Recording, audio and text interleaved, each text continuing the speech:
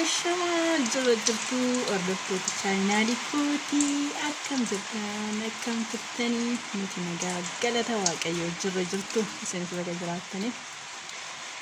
kunoo nuti ganna keessa jirra isin akkam jirtu maalirra jirtu nuti kunoo roobni akkatti roobaa jira ni argitan jedhee yaada biyya arabaatillee kunoo biyya keenya godhaa biyyi keenyas amma ganna nuti simmoo kunoo ganna keessa jirra mana gadi ba'uun hin jiru na ganni galee jira isin bira hoo akkamii maal fakkaata yookaan natti azammataadha isiniin jedha hanga kun keessaa ba'utti maaliif kunoo nuti ganna keessa jirra balgii facaafachuu jennaa biyya keenyatti yaa haammamaa jira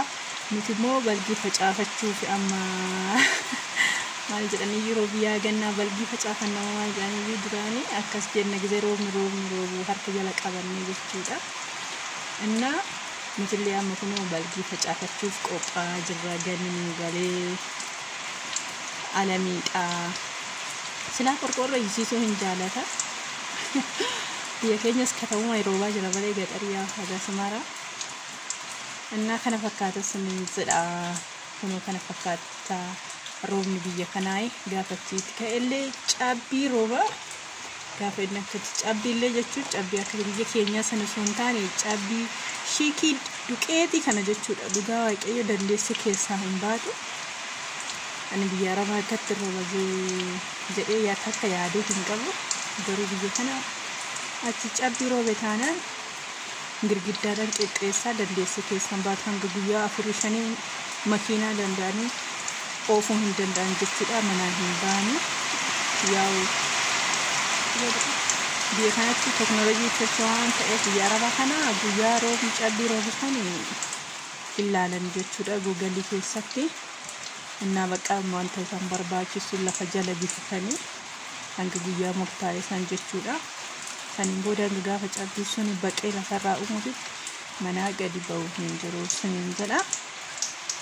innaa siniin agarsiisa gaafa inni akkas roobee yaa bishaan mana ganuuf haa roobuu siniin jedha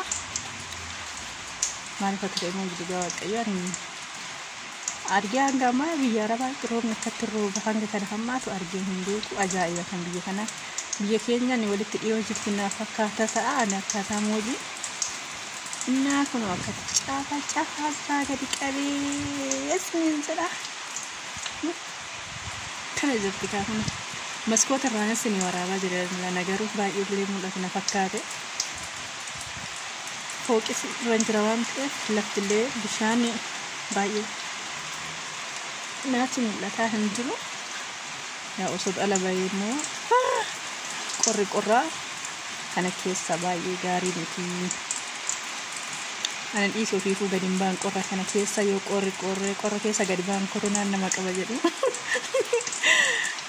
naganaaf mana gadi hin baasanii duruu manaan baanu innaa akkasa siniin jedha akkana fakkaatti kaa kunoo isiniifillee isiniif haa roobuu yookaan koottanatti baqadhaadha hundumti keessan hordoftoonni chaayinaalii kootii siniin jedha babbareedduuwwan koo qaqqaaliiwwan qashtiiwwan kiyyaa isiniin jaaladha